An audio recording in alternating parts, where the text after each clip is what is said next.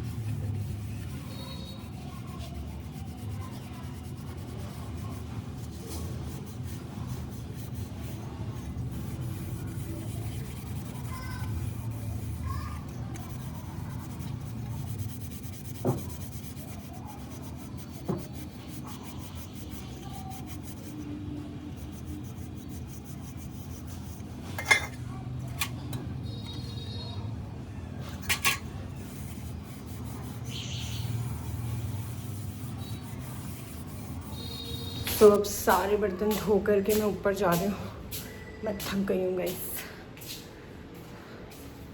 Room में चलते हैं अब। उसके बाद शाम के टाइम पे हम लोग निकल गए थे कुछ दूध दही और गुड़ और वो सब सामान वगैरह लेने के लिए।